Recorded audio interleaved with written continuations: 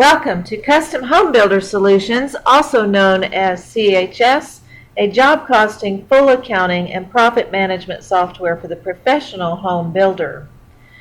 This video is going to be about the best setup for something about your cost codes related to job stages and the best setup for your purchase orders to flow properly, because you can approve the work done on purchase orders through a certain stage that a job is in.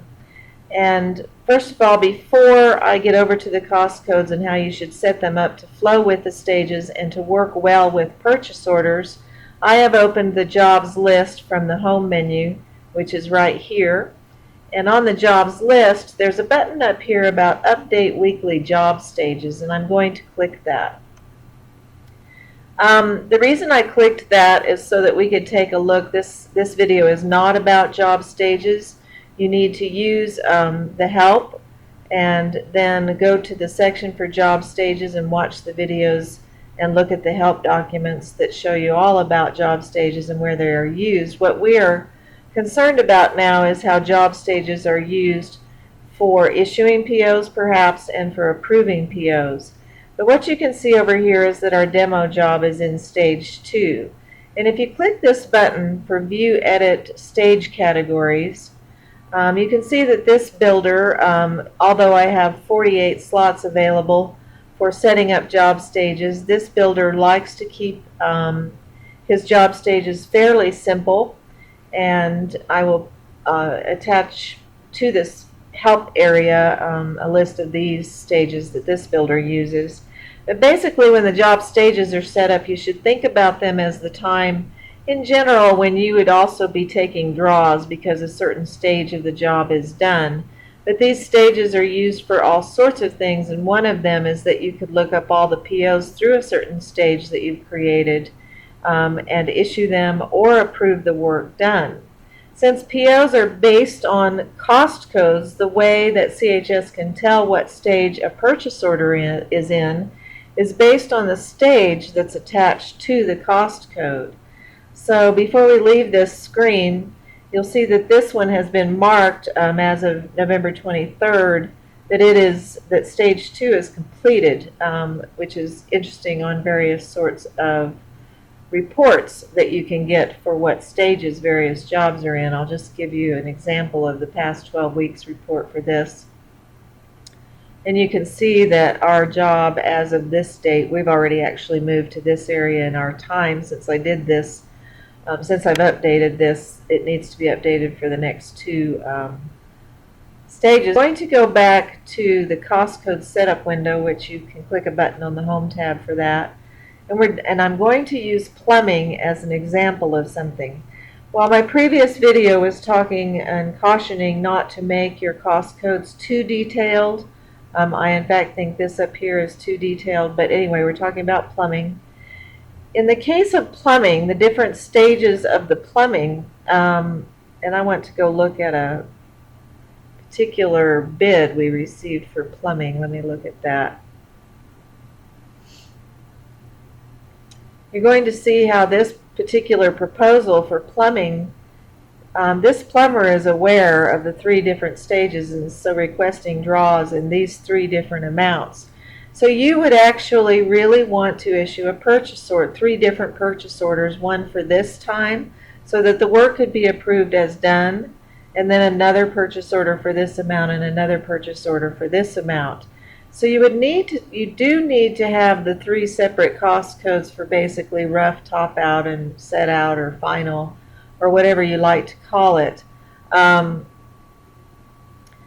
So even though we caution against too detailed, if the portions of the cost code would end up being in different stages of the job, like this builder has marked rough plumbing to be in the foundation stage, top out plumbing to be in top out cover inspections. I'm hovering over the stage number, and set out's complete. When you set up a cost code, you will be asked, I'll click the pencil edit icon, but one of the fields is to select which stage this cost code is in.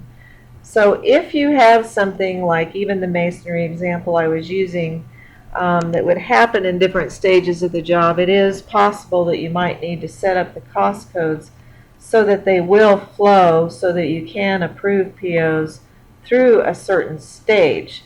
So I do have 3 separate cost codes for rough, top out, and final.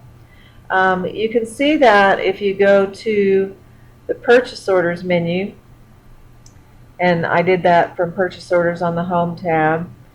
And notice that I've selected over here, I want to approve that work is done on open POs. So I selected our demo job, and I want to see my purchase orders through stage 2. Now remember, on the cost code setup, rough plumbing has stage 2, but top out doesn't have stage 4. I'm going to jump to another one too, the estimated cost at completion worksheet. For this job, notice that they budgeted these amounts, but they issued POs for these amounts, and that goes right along with that bid that I showed you just a minute ago. In other words, these are a little bit under because I check marked to use the POs and not what I originally budgeted, because we did get a bid that was a little better than that. And so I could create purchase orders for the 3 different amounts that were on our bid here. So you can see that here. Now the thing about approving, which I was starting to talk about, approving the work done, let's say stage 2 is done. You've done that on your schedule or your weekly status, and you want to approve the work done. This can have a lot to do with people that are trying to go paperless and are only paying by purchase orders. So the person out in the field can bring up a list of all open purchase orders for a certain job through a certain stage.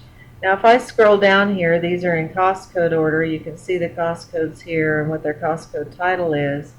You're going to see that since I did through stage 2, I have this one purchase order for plumbing down here. And if I want to mark that the work is done, I can check mark that by itself so that it's not a purchase order for the total of plumbing. It is a one purchase order that's easy for me to mark that the work is done. And it's one purchase order for one cost code, 3610 rough plumbing. So there are my point in this video is that if you start having it where somebody in the field can approve the work done on various open POs through a certain stage, you are going to want to keep the cost codes that will allow you to split by stage, since you're going to be attaching stage to cost codes. And since we assigned stage 2 to rough plumbing, and then used this rough plumbing cost code when we created the purchase order, CHS can read and find all open purchase orders up through stage 2. Notice that there's some stage 0 in here too that are still open because costs have not been posted to them yet.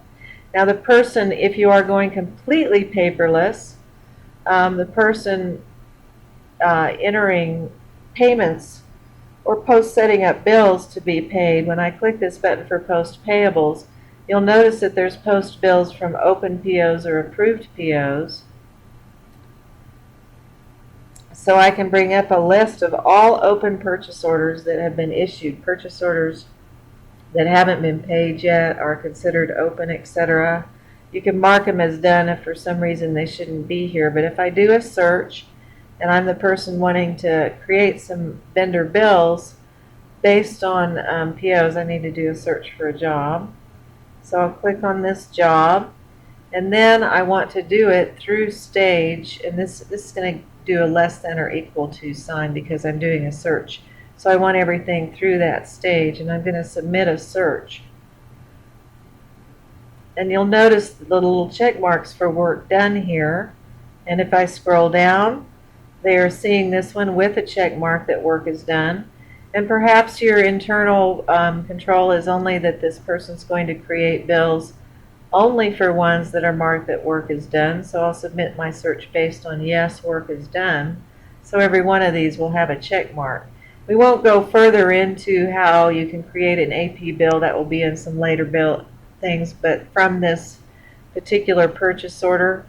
But now the she or he, the bookkeeper, is only seeing bills that have been purchase orders that have been checkmarked that the work is done, and they can click this create link and automatically create an accounts payable invoice from the purchase order. And like I said, this can be used for people who want to go paperless, so that at the end of a stage, the person in the field is marking that work is done, and the person in the bookkeeping area can bring up a list of the ones that are work is done and go ahead and create a bill to go ahead and pay for that PO to that vendor. So that's really why I wanted to point out that even though we emphasize not making cost codes that are too detailed, in other words, listing all the little materials behind them, there are some times when you need a little bit more detail on your cost code setup just so that you can attach a stage through these. If I had asked for all of the open POs through stage 4, a purchase order issued for Top Out Plumbing for that demo job of ours would have showed up. I hope this makes sense for why when you're setting up your cost codes, you do need to consider what stage they're in, based on the fact that in CHS you can either issue POs, you can bring up a list of POs through a certain stage that you then go ahead and email or something to somebody, but also that when a stage is done, you can approve the work done on those POs through a certain stage. Thank you for watching.